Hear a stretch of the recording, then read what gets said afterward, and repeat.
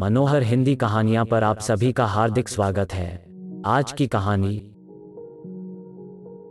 आज सुबह सुबह ही प्रशांत भैया का फोन आया। छुटकी, उन्होंने आंसुओं से भीगे स्वर में कहा, राधा नहीं रही। अभी कुछ देर पहले वो हमें छोड़ गई। मेरा जी धक से रह गया। वैसे मैं जानती थी कि कभी न कभी यह दुखद समाचार भैया मुझे देने वाले हैं। जब से उन्होंने बताया था कि भाभी को फेफड़ों का कैंसर हुआ है, मेरे मन में डर बैठ गया था। मैं मन ही मन प्रार्थना कर रही थी कि भाभी को और थोड़े दिनों की मोहलत मिल जाए, पर ऐसा न हुआ। भला 40 साल की उम्र भी कोई उम्र होती है, मैंने आह भर कर सोचा। भाभी ने अभी दुनिया में देखा ही क्या था। उनके नन्हे नन्हे बच्चों की बात सोचकर कलेजा मुंह को आने लगा। कंठ में रुलाई उमड़ने लगी। मैंने भारी मन से अपना सामान पैक किया। अलमारी के कपड़े निकालते समय मेरी नजर सफेद मलमल में लिपटी बनारसी साड़ी पर जा टिकी। उसे देखते ही मुझे बीते दिन याद आ गए। कितने चाव से भाभी ने यह साड़ी खरीदी थी। भैया को दफ्तर के काम से बनारस जाना था। चाहो तो तुम भी चलो, उन्होंने भाभी से कहा था। पटना से बनारस ज्यादा दूर नहीं है और फिर 2 ही दिन की बात है। बच्चों को माँ देख लेंगी। भैया मैं भी चलूंगी, मैंने मचल कर कहा था। ठीक है तू भी चल, उन्होंने हंस कर कहा था। हम तीनों खूब घूमे फिरे। फिर हम एक बनारसी साड़ी की दुकान में घुसे। बनारस आओ और बनारसी साड़ी न खरीदो, यह हो ही नहीं सकता, भैया बोले। भाभी ने काफी साड़ियां देख डाली। फिर एक गुलाबी रंग की साड़ी पर उनकी नजर गई तो उनकी आंखें चमक उठी, लेकिन कीमत देखकर उन्होंने साड़ी परे सरका दी। क्यों, क्या हुआ? भैया ने पूछा। यह साड़ी तुम्हें पसंद है तो ले लो न। नहीं, कोई हल्के दाम वाली ले लेते हैं, यह बहुत महंगी है। तुम्हें दाम के बारे में चिंता करने की जरूरत नहीं, कहकर उन्होंने फौरन वो साड़ी बंधवाई और हम दुकान से बाहर निकले।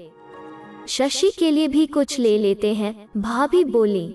शशि तो अभी साड़ी पहनती नहीं, जब पहनने लगेगी तो लेंगे। अभी इसके लिए एक सलवार कमीज का कपड़ा ले लो। मेरा बहुत मन था कि भैया मेरे लिए भी एक साड़ी खरीद देते। मेरी आंखों के सामने रंग बिरंगी साड़ियों का समा बंधा था। जैसे ही हम घर लौटे मैंने माँ से शिकायत जड़ दी। माँ को बताना बारूद के पलीते में आग लगाने जैसा था। माँ एकदम भड़क उठी। अरे इस प्रशांत के लिए मैं क्या कहूँ, उन्होंने कड़क कर कहा। बीवी के लिए 8,000 रुपए खर्च कर दिए। अरे साथ में तेरी बिन ब्याही बहन भी तो थी, उसके लिए भी एक साड़ी खरीद देता तो तेरा क्या बिगड़ जाता? इस बेचारी का पिता जिंदा होता तो यह तेरा मुंह क्यों जोती? माँ इसके लिए भी खरीद देता, पर यह अभी 14 साल की ही तो है। इसकी साड़ी पहनने की उम्र थोड़े ही है, तो क्या हुआ, अभी नहीं तो 1 आध साल बाद ही पहन लेती। बीवी के ऊपर पैसा फूंकने को हरदम तैयार। हम लोगों के खर्च का बहुत हिसाब किताब करते हो। भैया चुप लगा गए। माँ बहुत देर तक बकती झकती रही। भाभी ने साड़ी माँ के सामने रखते हुए कहा, माँ जी यह साड़ी शशि के लिए रख लीजिए, यह रंग उस पर बहुत खिलेगा। माँ ने साड़ी को पैर से खिसकाते हुए कहा, रहने दे बहू, हम साड़ी के भूखे नहीं हैं। देना होता तो पहले ठीक खरीदवा देती, अब क्यों यह ढोंग कर रही हो? तुम्हारी साड़ी तुम्हें ही मुबारक हो। फिर वे रोने लगी। प्रशांत के बापू जीवित थे तो हमने बहुत कुछ ओढ़ा और पहना। वे मुझे रानी की तरह रखते थे। अब तो तुम्हारे आसरे हैं, जैसे रखोगी वैसे रहेंगे, जो दोगी सो खाएंगे। साड़ी उपेक्षित सी बहुत देर तक जमीन पर पड़ी रही। फिर भाभी ने उसे उठाकर अलमारी में रख दिया। मुझे याद है कुछ महीने बाद भैया के सहकर्मी की शादी थी और घर भर को निमंत्रित किया गया था। वो बनारसी साड़ी पहनो न, भैया ने भाभी से आग्रह किया। खरीदने के बाद एक बार भी तुम्हें उसे पहने नहीं देखा। भाभी साड़ी पहन कर आई तो उन पर नजर नहीं टिकती थी। बहुत सुंदर दिख रही थी वे। भैया मंत्रमुग्धर से उन्हें एकटक देखते रहे। चलो सब जन गाड़ी में बैठो, उन्होंने कहा। माँ की नजर भैया पर पड़ी तो वे बोली, अरे तू यही कपड़े पहनकर शादी में जाएगा? क्यों, क्या हुआ, ठीक तो है? खाक ठीक है, कमीज की बाह तो फटी हुई है। ओह, जरा सी सीवन उधड़ गई है, मैंने ध्यान नहीं दिया। अब यही फटी कमीज पहनकर शादी में जाओगे? जोरू पहने बनारसी साड़ी और तुम पहनो फटे कपड़े। तुम्हें अपनी मान मर्यादा का तनिक भी ख्याल नहीं है। लोग देखेंगे तो हंसी नहीं उड़ाएंगे?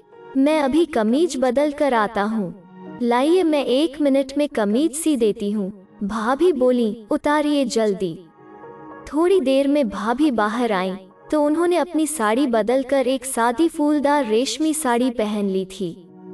यह क्या? भैया ने आहत भाव से पूछा। तुम पर कितनी फब रही थी साड़ी? बदलने की क्या जरूरत थी? मुझे लगा साड़ी जरा भड़कीली है, दुल्हन से भी ज्यादा बन संवर कर जाऊं, यह कुछ ठीक नहीं लगता। भैया चुप लगा गए। उस दिन के बाद भाभी ने वो साड़ी कभी नहीं पहनी। हर साल साड़ी को धूप दिखाकर जतन से तहकर रख देती थी। मैं जानती थी कि भाभी को माँ की बात लग गई है। माँ असमय पति को खोकर अत्यंत चिड़चिड़ी हो गई थी।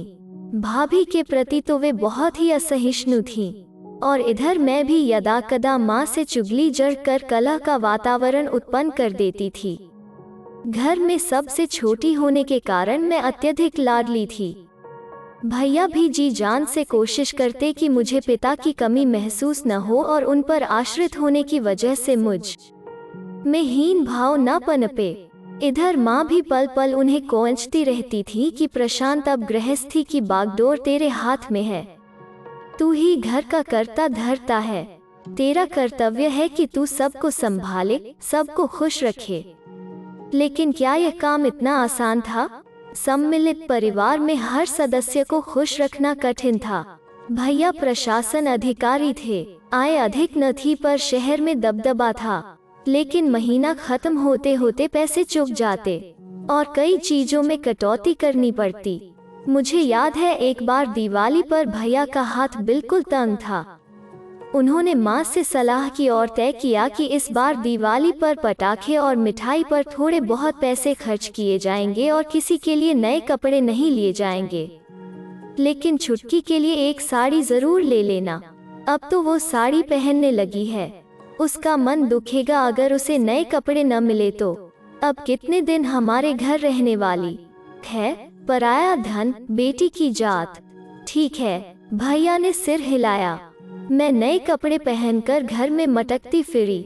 बाकी सब ने पुराने धुले हुए कपड़े पहने हुए थे, लेकिन भाभी के चेहरे पर जरा भी शिकन नहीं आई। जहाँ तक मुझे याद है शायद ही ऐसा कोई दिन गुजरा हो जब घर में किसी बात को लेकर खटपट न हुई हो। भैया के दफ्तर से लौटते ही माँ उनके पास शिकायत की पोटली लेकर बैठ जाती। भैया भाभी कहीं घूमने जाते तो माँ का चेहरा फूल जाता।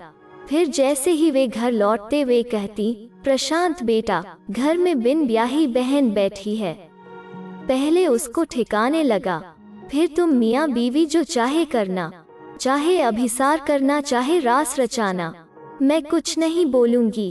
कभी भाभी को सजते संवरते देखती तो ताने देती, अई बहू, सारा समय श्रृंगार में लगाओगी तो इन बाल गोपालों को कौन देखेगा। कभी भाभी को बन ठन कर बाहर जाते देख मुंह बिचकती और कहती, ओह 3 बच्चों की माँ हो गई पर अभी भी सास श्रृंगार का इतना शौक। इधर भैया भाभी को सजते संवरते देखते तो उनका चेहरा खिल उठता। शायद यही बात माँ को अखरती थी। उन्हें लगता था कि भाभी ने भैया पर कोई जादू कर दिया है, तभी वे हर वक्त उनका ही दम भरते रहते हैं। जबकि भाभी के सौम्य स्वभाव के कारण ही भैया उन्हें इतना चाहते थे। मैंने कभी किसी बात पर उन्हें झगड़ते नहीं देखा था। कभी कभी मुझे ताज्जुब होता था कि भाभी जाने किस मिट्टी की बनी है। इतनी सहनशील थी वे कि माँ के तमाम तानों के बावजूद उनका चेहरा कभी उदास नहीं हुआ। हाँ, एक आध बार मैंने उन्हें फूट फूट कर रोते हुए देखा था। भाभी के 2 छोटे भाई थे जो अभी स्कूल में पढ़ रहे थे।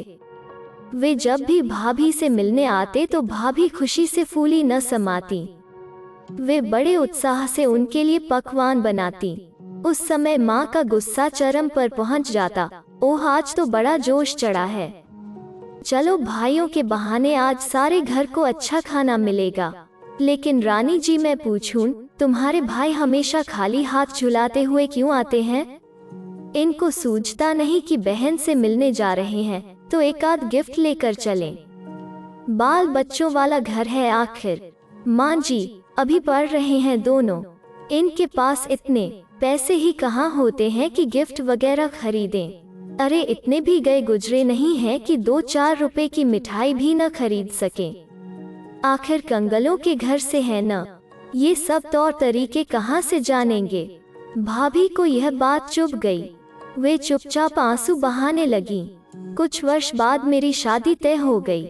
मेरे ससुराल वाले बड़े भले लोग थे, उन्होंने दहेज लेने से इनकार कर दिया।